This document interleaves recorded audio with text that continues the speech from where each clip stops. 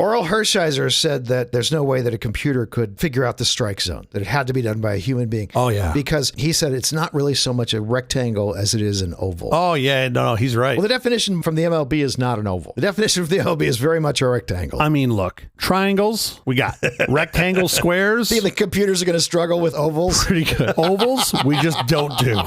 We just don't do. There's no way. There's like 2 radii. Yeah, you know if that's the plural of radius. I don't know. Like R1, R2, something Johannes Kepler. I don't know. I'm just saying we don't do ovals. Okay. Sure. Well, clearly we don't. Quiet, please. So get on board, MLB. In 4. And if you could just change the shape 3, to a square, that'd be great. 2.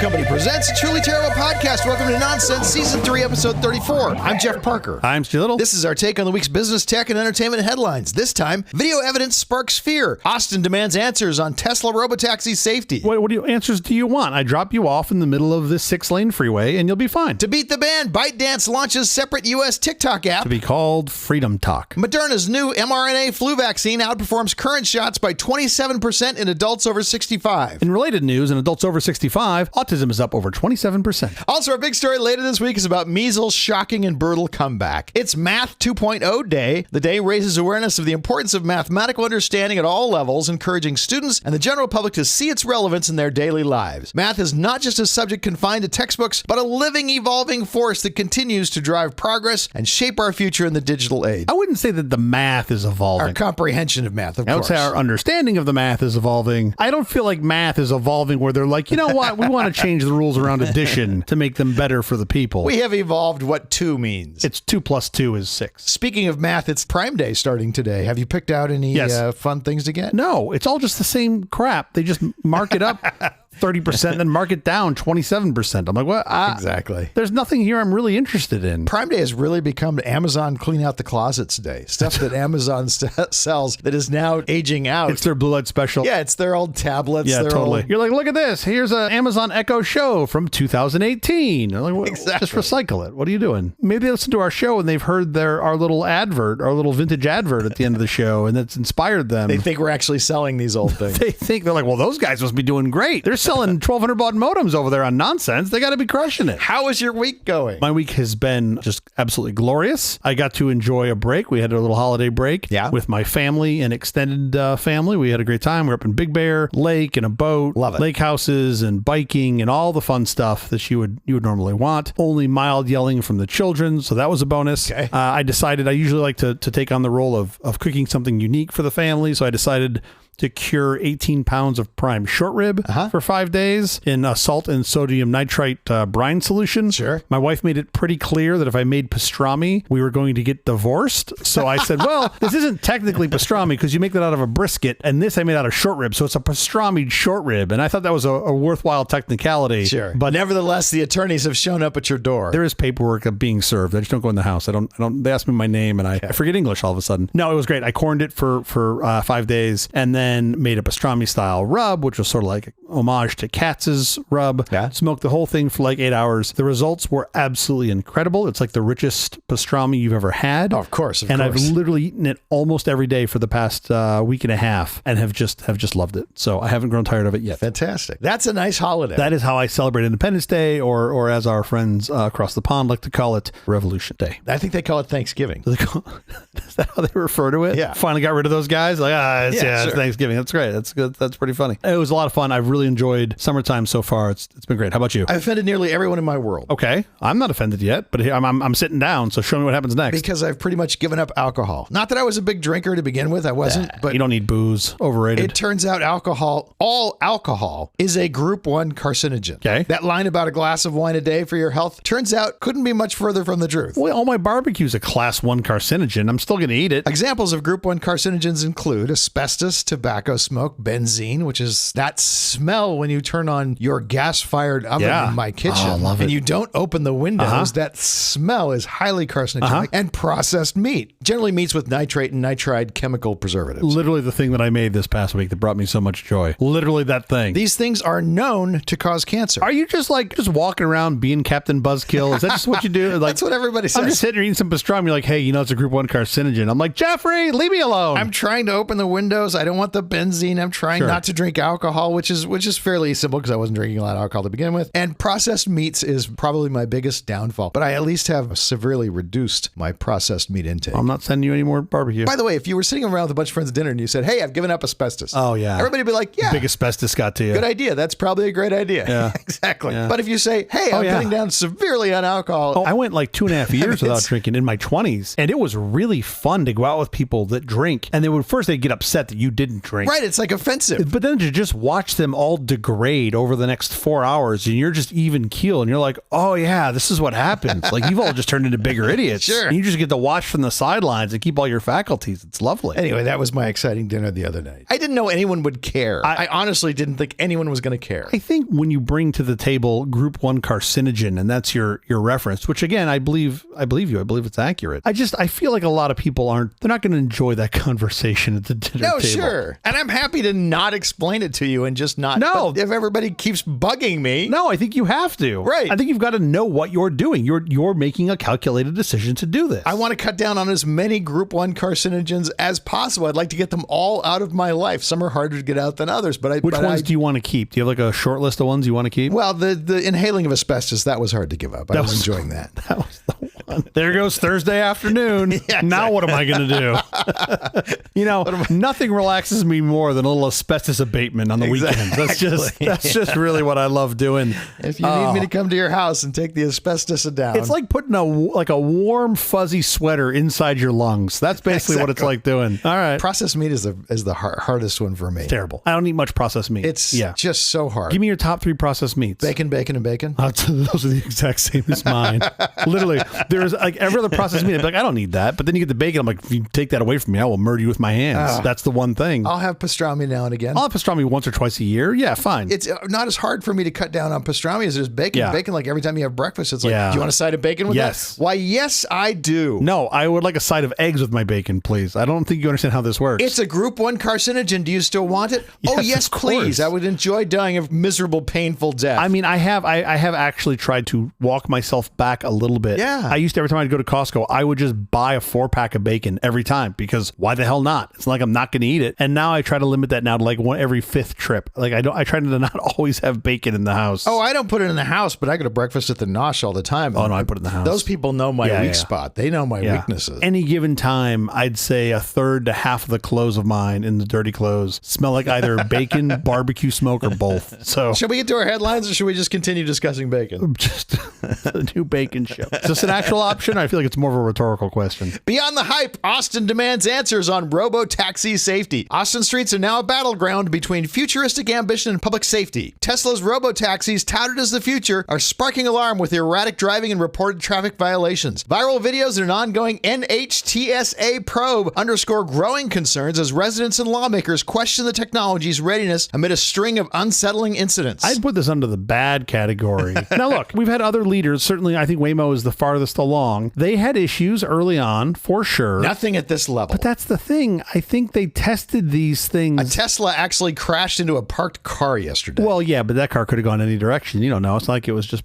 oh, wait. Yeah, I mean, look, this stuff happens. I get it. I understand. I would like it to not be unleashed in the public quite this soon. And I think that's been the big difference. That's the fear. And that's been typically, I'd say from Elon's direction with most of his companies is like, we're going to just go fast and break things, which in a software world for like Facebook, that's okay. That's probably optimal. Few people die. But like, imagine if like Epic Healthcare did that. Yeah. That would be terrible. It's like, oh, I'm sorry, we gave your loved one the wrong dose of chemotherapy because they were trying to make this feature as fast as they could. Like, no one would would accept We that. were just testing this. We were experimenting this. We didn't bother to tell you. Sorry, but hey, it's better for the next person. And you're like, well, that's not very reassuring. I feel like it's something more like that here, where they got to a much lower bar than personally I would like to see. And I'm very curious to see how Austin and Texas will respond at large to this. There are only like 10 of these cars out there. Yeah. They all have someone, a human being, sitting in the passenger seat who's got a kill switch. Yeah. And yet they have had incidents of dropping passengers off in the middle of intersections. Oh, let's be clear. That intersection was like 6 lanes. Of speeding. Well, yeah. Driving on the wrong side of the double yellow line. Yeah. Entering lanes for oncoming traffic. Braking suddenly for no apparent reason. Stopping in the middle of a road when encountering police vehicles. Look, I'm optimistic it's going to get there. I really am. With optical sensors, you think they'll get there with optical sensors, not yeah, LiDAR? that's what I was going to say. Is that was my footnote. Is I'm still concerned about the edge cases where monoscopic optical sensing only is going to be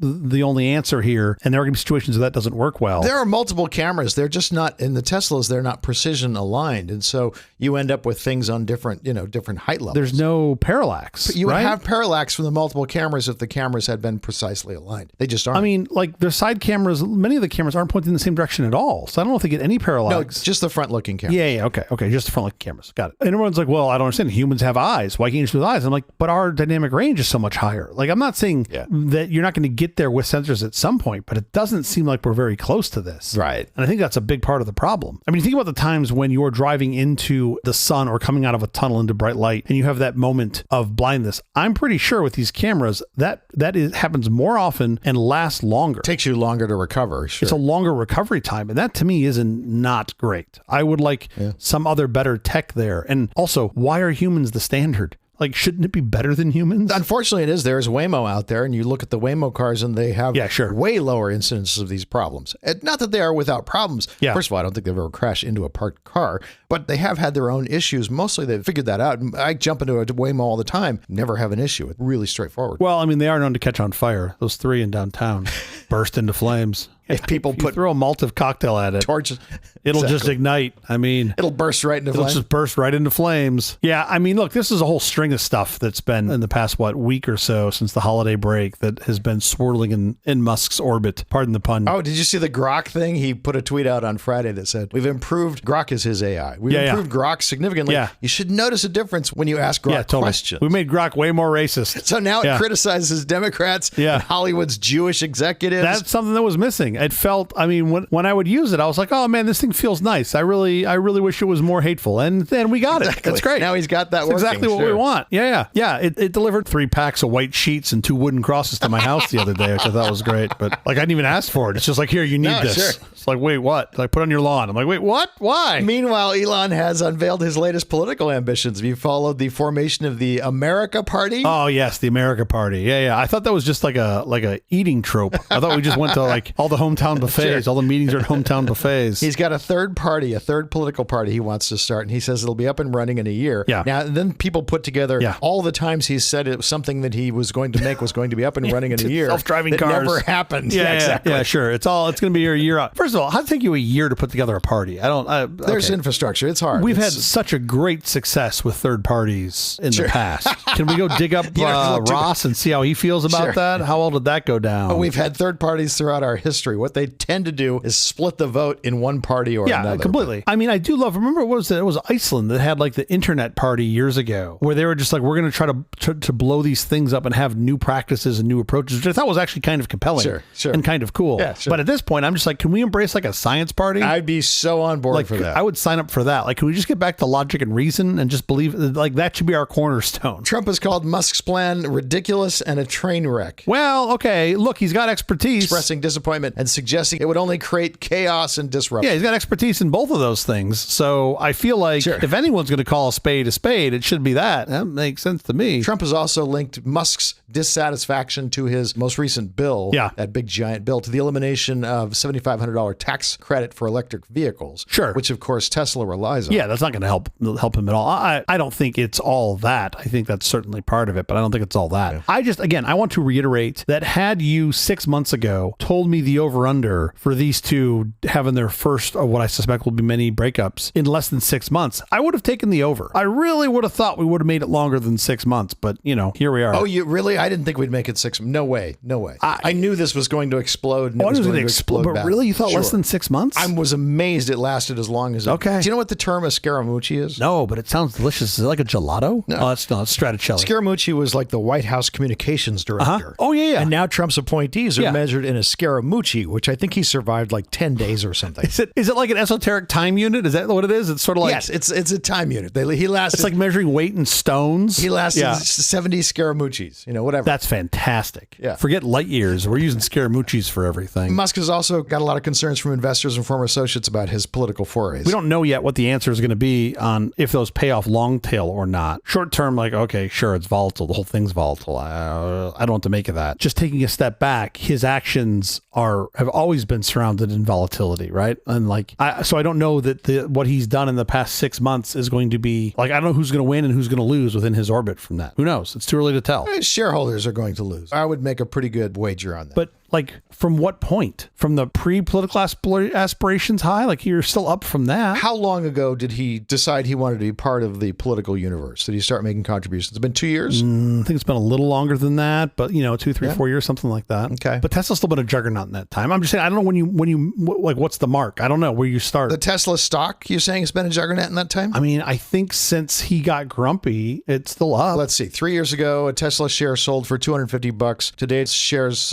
sell for $290. So that's a 16% gain over 3 years, about 5.33% annualized.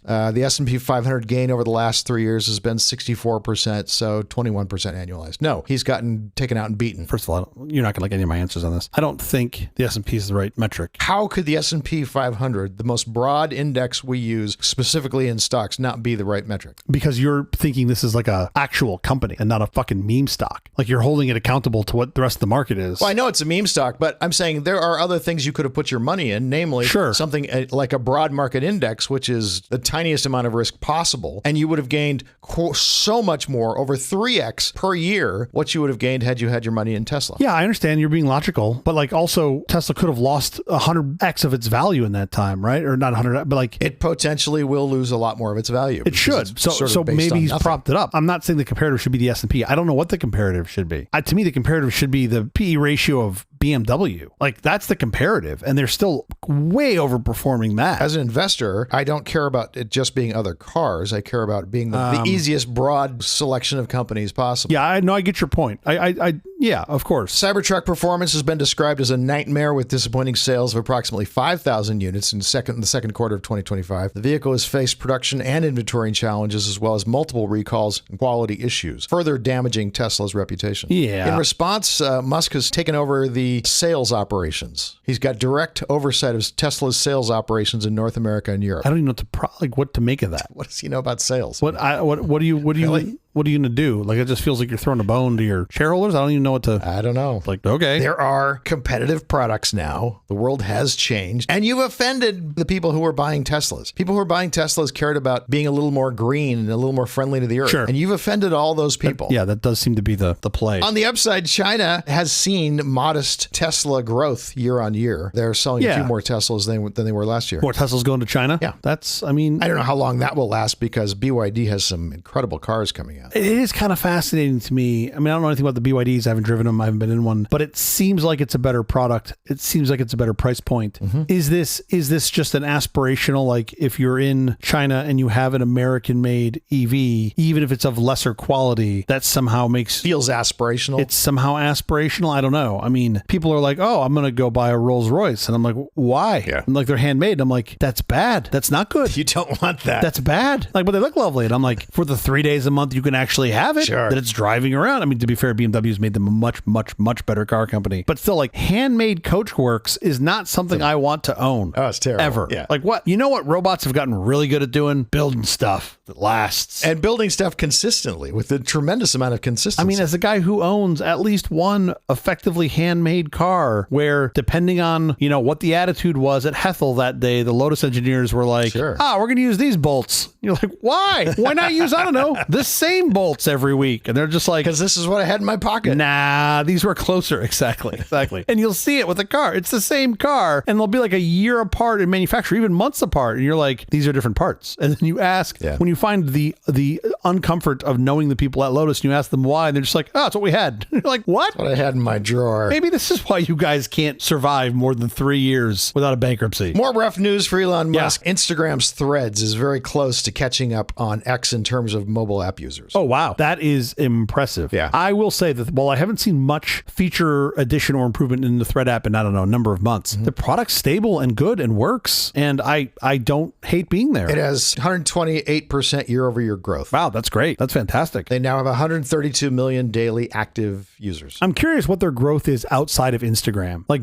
I got to believe most of their growth comes from Instagram crossover, and Instagram obviously has a huge portion of the online universe. But I'm really curious to know what it's what I'll call organic or non-Instagram growth looks like. Think about Blue Sky. Yeah. It grew 372% year over year as of June. Wow. But it's such a small base that it's starting with. It has 4.1 million daily active users. Wow. It's tiny. Really? Yeah. So 30x is what you're looking at with Threads from DAUs, right? You said DAUs was 120 million on Threads? Yeah. Wow. That's amazing. I did not think the discrepancy was that large. Threads is way ahead. Yeah. Threads is close to catching X. I mean, Threads has some of the best advertising inventory accessible on the planet, which is... Oh, for sure. They run these, like, I'll call it an ad because I think of it as an ad, but they'll run related threads inside Instagram in ad inventory. Yeah. And that is really great. And that's not just for new users or getting users to sign up.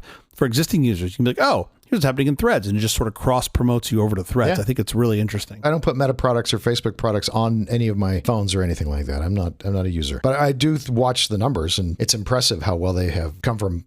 I wouldn't call it a stat. It's hard to call it a standing start when you're using Instagram's base of consumers to jumpstart your. But still smart to move into that space when they did, right? Yeah. They saw an opportunity there and seemed to do a great job taking it. So that's interesting. What else? Anything else blowing up Elon's world? Well, the XAI. Are you familiar with XAI? This is their data center. Yeah, this is the racist croc. We love it. It's great. I asked if I should buy a rug. He said, get an Oriental one. I said, what? They didn't have a permit to run the turbines to cool the processing permits down. Right. Now they have a permit to run 15, although aerial imaging shows they're running 24. All right. So again, for Elon, the law does not apply. Well, to be fair, numbers are hard.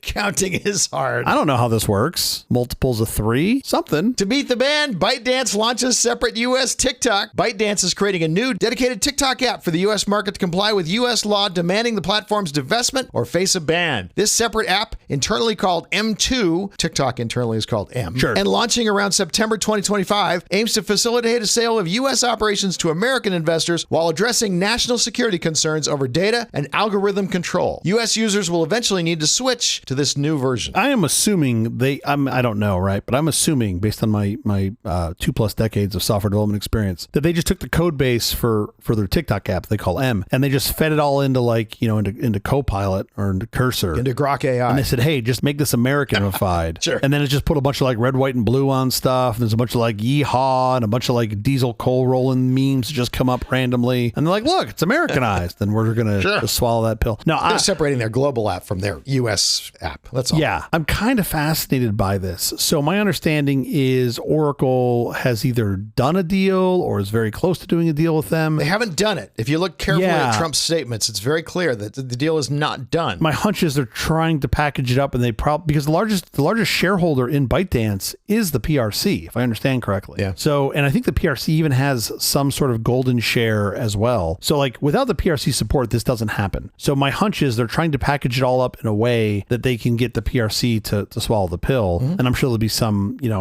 leverage used on both or either side for that. But what's kind of, I'm fascinated in the technical details. I am assuming you're going to get an app experience that looks very similar to TikTok, that's going to use US infrastructure. And I'm really curious about the content. So if you post content into, well, I'll just call them M or M2, are they going to cross-populate between platforms? I'm assuming they're going to in some form. There's going to be like a switch. I think that's the point, is that they don't. No, I think they'd be cutting off your nose to spite your face. I don't think their product would work. I think there's going to be some sort of, I'm assuming creator initiated. Like when the creator goes to post, it's going to say, do you want to post this to TikTok or TikTok and TikTok America? And you just set it to yes, and it cross posts to both. And they're going to keep data on both platforms. They're going to be somewhat separate, but the experience is going to look very, very similar. Because why would you give up one market over the other as a creator? If I were ByteDance, I just would fold my arms and I would not sell to a U.S. company. Now, PRC may overrule that. But why not? I mean, why not keep the U.S. market? Let it go dark and let them deal with the political fallout of the fact that you made TikTok go dark. But if the argument is keep your U.S. user base and give up 10, 15, 20% of the revenue and do some work to get there, that seems like a reasonable Unless I can keep option. the revenue that I've got now, the percentage of revenue that I've got now, and just because of the political blowback, they eventually have to bring this thing back. They already did it once. Oh, sure. Yeah. I mean, look, this app may never see the light of day. It may end up getting reverted at some point anyway. This all could be posturing. Sure, that could still be the case. Yeah. But I still think it's worth having in your back pocket. I don't know why you'd want to give up the U.S. market. I don't see any value in doing that for ByteDance. Pam Bondi put out a... Oh, the letter. Oh, this is nuts. Oh, you know about this. Google shareholders sued for the release of the letters that convinced Google and Apple. I'm so glad you brought this up. Yeah. Okay. So the U.S. pass a law last year that says TikTok can't be used in the U.S. Right. And the folks supporting TikTok have to abide by this law. Right. So it's not an executive order. This is a law passed by Congress that said at this date, with one extension, this can no longer be used in the U.S. unless it's divested. Right. Right. And then the problem is we have not passed any laws since then changing that. So I've wondered. So Google and Apple didn't want to put this in their stores, their app stores. Who knows what they wanted? They couldn't. They weren't allowed to because the law said you could not distribute this. And their option was zero. It wasn't like they got to choose, right? If they wanted to follow the law, they absolutely could not have this. And I think it applied to infrastructure as well. Like any infrastructure underneath it couldn't support this as well. Mm-hmm. So something happened that made them, think of like Apple, Google, and others, Amazon, whatnot, made them comfortable continuing to operate this. Magically put this stuff back in their app stores. When the law said you can't do this. Yeah. And that was kind of fascinating. So there was an FIA request from, I think it was like a Google shareholder that issued an FIA request, a Freedom of Information Act request, for the letters that were sent to all the big technology companies. And it was Attorney General Pam Bondi giving what,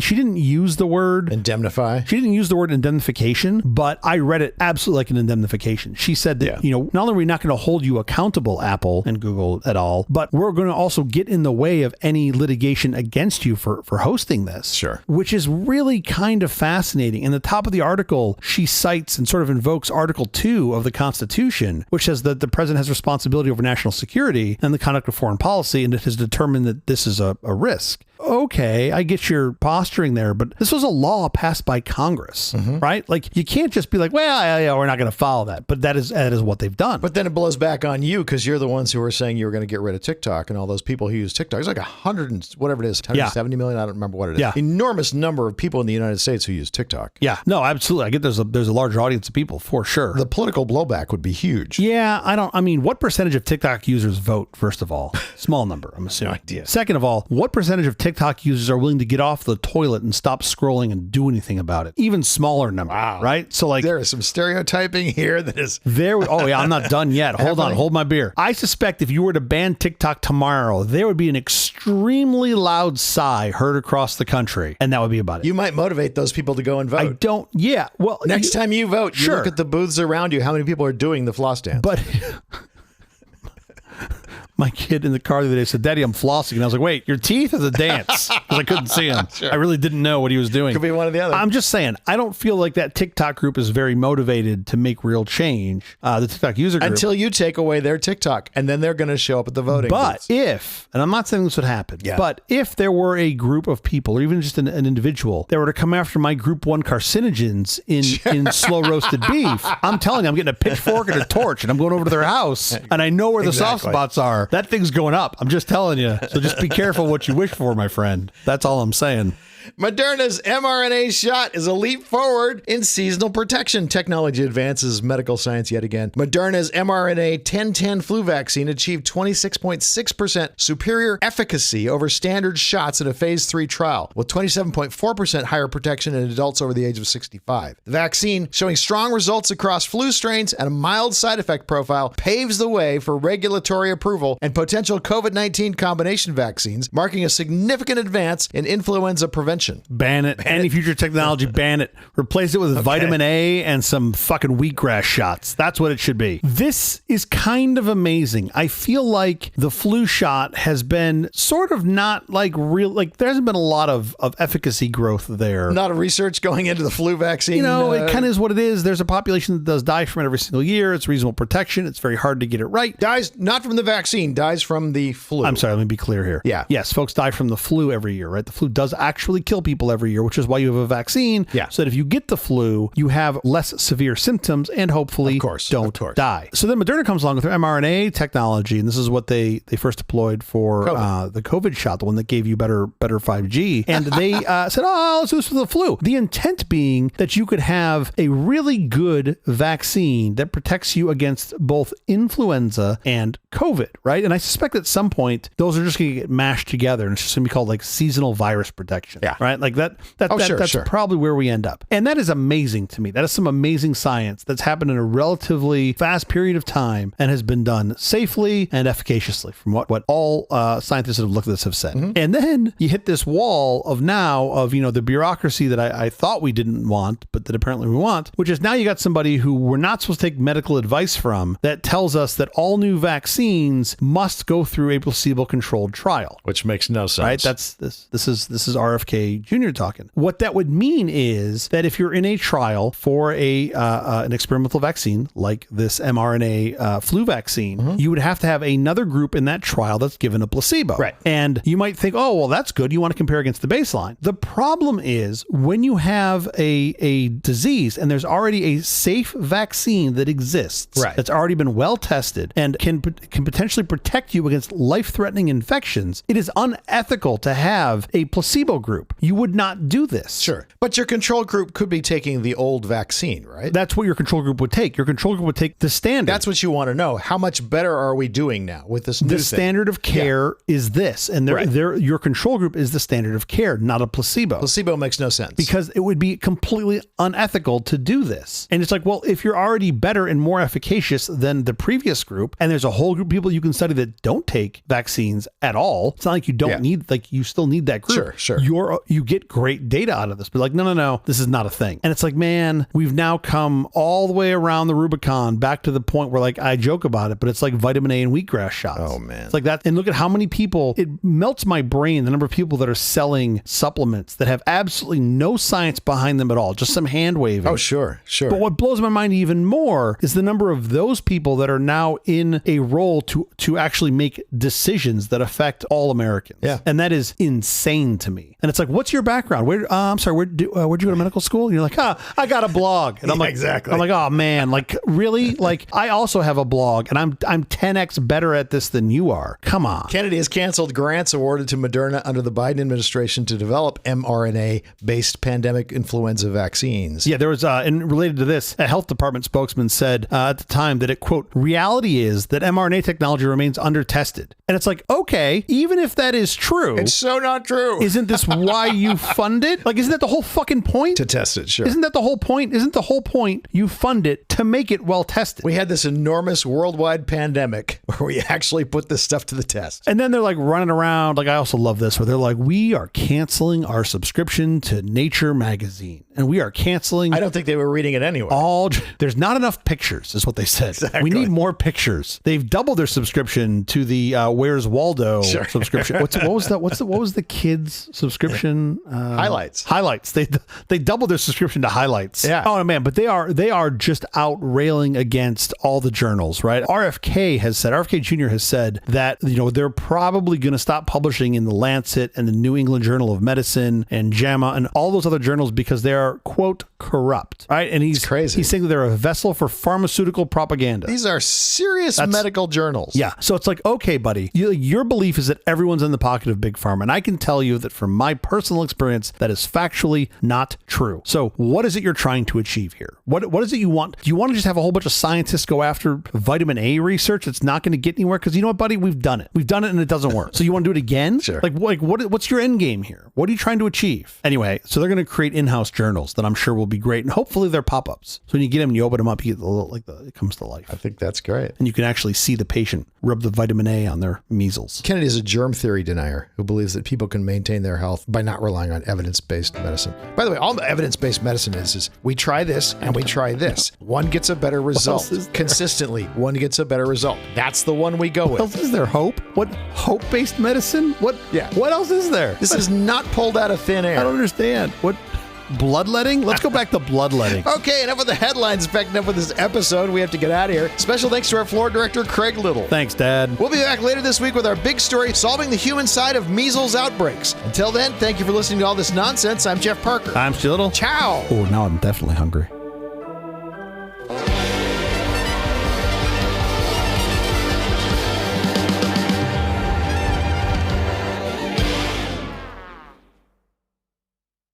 Jeff, would you like one of the best color 13-inch ultra high resolution RGB monitors available? Well, of course it wouldn't. Well, now you can get one of them at an unheard of price. Okay. These super RGB color monitors have the best looking color graphics that we have ever seen. Oh. They're the 13-inch instead of the usual 12-inch. I didn't know there was ever a 12-inch monitor. That was a thing? That was the old style. The new style is the 13-inch. Okay. The massive 13-inch style monitor. The point is that it's the flat square style, so it reduces glare. Fantastic. Toshiba has employed this frosted glass in combination with a professional pedestal-like stand. Well, I don't like the amateur pedestal stand, so this will be good. It's a professional. Yeah, he's not just a stand in the afternoons and evenings. No, he does this professionally. He's a stand all day long. Yeah, totally. These will give you 700 by 400 resolution if you have a high-res board. Sure. Now, regularly cost-adjusted prices, these would be $2,350. Wow. And they're usually sold for $1,000. Still. They're available right now for $880. While supplies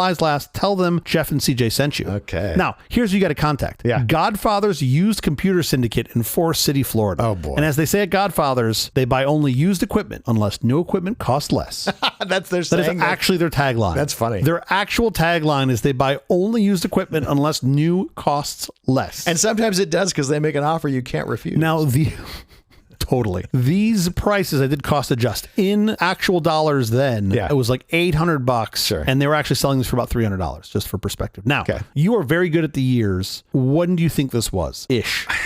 Rough. I don't remember color monitors. I don't remember monitors as well as I remember other things in computing. You've got a big hint. There's a big hint in here. The resolution? 700 by 400. Yes, the resolution. I would think that would be mid-80s. Mid-80s. Yeah, that's got to be around, I'm going to guess, but I think mid-80s, 85, somewhere in there. Yep. This ad is from 86, but sort of same thing, 85, 86. Yeah. What I find fascinating about this is that this crappy monitor, this crappy 13-inch monitor on a stand in today dollars. No, it's not a professional stand. It's not a professional stand. I'm sorry. I'm to all the ones in the landfill listening right now. I apologize for diminishing your stand value. The monitor sold in like what I'm assuming is a surplus buy. I'm assuming this was like some surplus stock they bought that they're dumping for $880 in today's money. Think about what you can buy in computational power. Oh, sure. For $880. You can go buy a nice shiny MacBook Air, I think, in that price range. That's incredible. That, by the way, comes with a screen. Yeah, sure. That's bigger than 13 inches. But the stand is completely amateur. It is not a professional stand. That was my point, is that they really... That's the difference. We've gone away from professional stands, and now we just have all these amateurs want to be stands. They're half stands. Some are semi-pro. Also, I would say so far we've been doing this advert series now for probably about a year. Mm-hmm. Godfather's Used Computer Syndicate. Oh, what a great name. Is by far the best name. Sure. And I did go search modern day for Godfather's Used Computer Syndicate. They bought one of their suppliers when they went bankrupt, sold a bunch of their equipment, and that company still exists today. Oh, wow. They had a product, best I can tell, they might not have touched it in the past 10 years, but they ended up buying out this company that made basically a clone computer. Sure. And now that brand still exists. It's called Columbia Data Products, but I just thought that was fascinating to me. With a name like Godfather's, I think they're selling monitors that fell off the back of a truck. I mean, right? That's what like, you're going to buy this monitor and you're going to like it. And you're like, yes, I am. Sure. Yes, I am.